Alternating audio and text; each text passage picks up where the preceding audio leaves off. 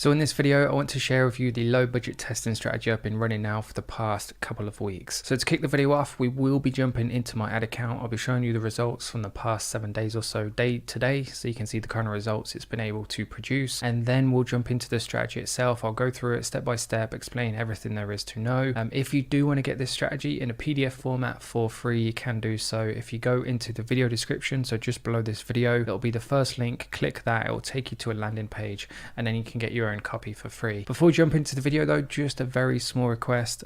If you find this video helpful and it's the sort of thing that you think you're going to use, let me know. Please do hit that like button. Please do make sure you subscribe as well if you enjoy my content.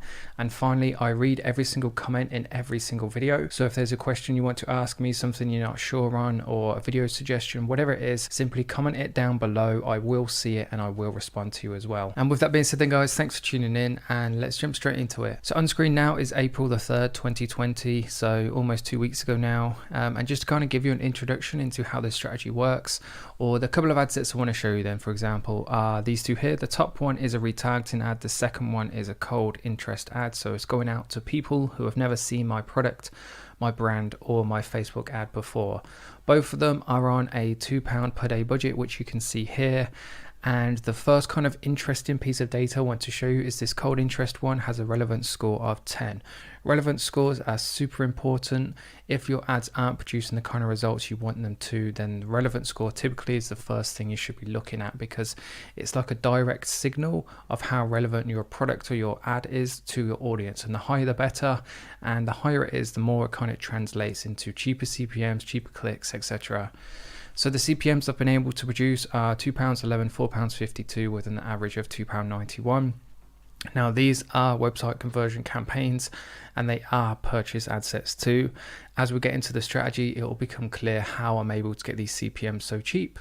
Cost per link clicks on average is 5 pence, which even for my kind of standards on average is actually really cheap as well. So I was quite surprised by that myself. And in terms of the actual amount of purchases, I believe it was only one purchase for £19.99, which left me with a 4.83 ROAS. So nothing special, but not too bad. As you'll see as we go on, if we have a look at April 4th, for example, the results were much better.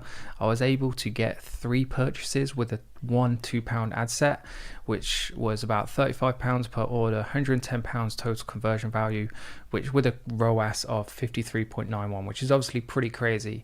One of the huge advantages of running these micro budget strategies is that if you have a day like this, for example, because the profit margins are so high, then it kind of pays for the next week or perhaps even 2 weeks of ad budgets, as long as you keep running them at £2 per day. If we move on to April 5th, so the Sunday, typically weekends are like better for me. I'm not sure what you guys get, but typically it's like evening times during the week and then weekends. However, due to the current climate, then everything's pretty random actually, to be honest, recently. So on the Sunday, April 5th, I only got one purchase for the same product for the same amount, which gave me a ROAS of 10.25 or 5.21 on average, because this retargeting ad at the beginning didn't get me any results for this particular day. If we move on to April 6th, I got absolutely nothing on this day. And this is kind of like, I was going to say it's a downfall to the strategy, but it's not really. When you're spending £2 per day per ad set, then you're going to have like really inconsistent results. Everybody knows that Facebook works on bigger budgets because the more data it has, the more consistent it can be. So that is kind of like one of the things to keep in mind, is that if you don't get sales for a couple of days, so if we take a look at April 7th, I got nothing this day as well, then don't worry about it, because you are spending such small amounts. Then you will see these inconsistencies. One thing to point out is the relevance score for this particular ad set has been pretty high and consistent all the way through, which is obviously a really good thing. And then if I just put this to lifetime, have a look at the results over the course since I started running these ad sets. I've had 23 purchases, £2.70 per purchase on average, which is crazy cheap even for me. However, during these current times, if you get the right products, and these kind of results are achievable.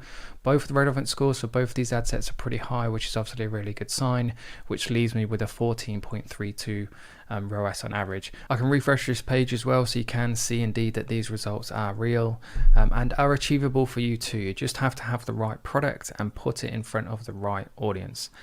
Now, that being said then, how does the actual strategy itself work? So to start it off, the objective being a testing strategy is to identify the best performing audiences and then scale the winning ones. When it comes to running Facebook ads, you should be doing one of two things. Number one is testing, or number two is scaling, and your budget changes depending on what your objective is. So if you're on a low budget, for example, the best thing to do is use a really small budget to test, to find which audiences are performing the best, and then kind of split your budget up and spend the majority of it on scaling, because the more budget you put to an ad set, then the more data can go through it, the faster it can optimize, the more consistent and more profitable the results can be. Per ad set then, the only thing that's going to change is the detailed targeting section. We're going to target one interest, and we're going to narrow this with engaged shoppers. By selecting engaged shoppers, what this does is it makes sure is that we target those people who are clicking the shop now button recently, within the past 7 days basically. So it increases your chances of finding those people who buy things using Facebook ads. Next up, we're going to use auto placements. Now, typically, I've always stayed away from auto placements, to be honest. I've always stuck to kind of like desktop news feeds on Facebook, mobile news feeds on Instagram and Facebook. But because things have got so much more competitive over the years, so when I first started advertising 4 years ago now, there were 3 million advertisers on the platform. And I think it was reported this year or last year, there was over 8 million people advertising. So there's twice the amount of people advertising, and there isn't twice the amount of users. So essentially there's more people competing for each space. So I started testing with auto placements about 6 months ago, maybe probably halfway through 2019, and the results have been really good so far. Because those other spaces are less competitive, essentially they're cheaper, you get a further reach, and essentially this lowers your CPM, and that's why I've been able to achieve those low CPMs which I showed you. In terms of the conversion day window, I'm always going to go for 7 days with low budgets. The longer the better with smaller budgets, and currently 7 days is the longest that Facebook gives us. So just make sure you click the more options and then make sure you've got 7 days selected. To kind of summarize this strategy then and why it works, number one is £2 budgets allow for slow but cost effective testing. You can go 3 or 4 days without seeing a single purchase, but because there's such small budgets, then it's not a big outlay, it's not a lot of money to lose. And what this also means as well, point two, is that one purchase equals your Facebook budget paid for the next 3 to 10 days. Obviously it depends on what your profit margins are. So for example, if you sell a product and each order gets you £20 profit for that particular ad set, spending £2 per day, it pays for the next 10 days worth of advertising on Facebook before you're in a loss. So one purchase can mean a lot. Point number three, by using engaged shoppers, I've already mentioned this, is you ensure you're targeting people that are currently shopping, are still shopping, because by selecting that, essentially it includes everybody who has hit the shop now button on other people's Facebook ads in the past 7 days. And then the last point, auto placements. By selecting this, you open up those cheaper places, those less competitive places to advertise, which in turn increases your reach for the same budget and makes your CPMs cheaper. Now, if you're thinking those places such as audience networks, etc., are cheaper because they're low quality and you don't get the conversions, you may be right, which is absolutely fine at this point. Because we haven't spent a lot of money and we're simply testing, this is where scaling and the next steps come in, which is, so start with the best performers.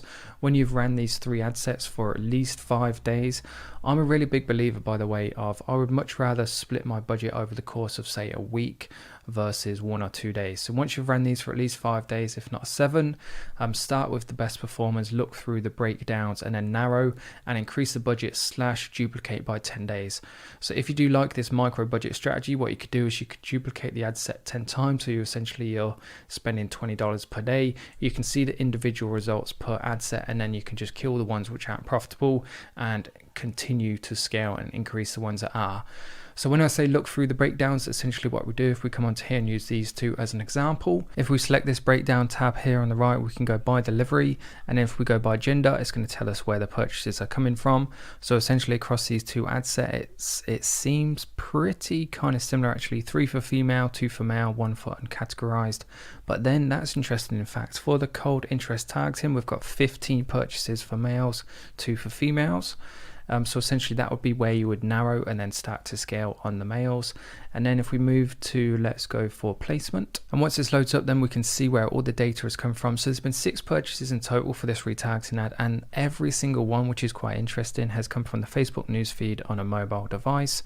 If we have a look at the cold interest targeting, we can see that One has come from Instagram stories, but the majority have come from the Facebook newsfeed on a mobile device as well. So even though none have come from other places, what would we do now is essentially narrow this ad set to mobile newsfeed only, mail only, let it run for a few more days, and then increase the budgets and duplicate up to 10 times if we so choose to. And with that being said then guys, that pretty much covers absolutely everything I wanted to in this video. Hopefully you found it informative and quite interesting. If you do go out and test this, make sure you come back, let me know. I'd love to hear the kind of results you guys are able to achieve. Please do make sure you hit the like button if you enjoyed the video. Please do make sure you subscribe for 4 to 5 videos every single week. And of course, any comments or questions that you want to ask me about, simply post them down below. Before I end the video then, I just want to introduce you to my e-commerce training program, which is called Ecom Academy. There's been a lot of people asking me if I have some sort of training program or mentorship program, and they didn't realize I had this. So for all those interested, there will be a link in the video description. Make sure you head across, you can see all the different kind of content and support and resources that you get, all the different testimonials, etc. So if you are interested, head below into the video description, there'll be a link there for the Ecom Academy. And that being said, thanks very much for watching the video. I hope you enjoyed it, and see you in the next one.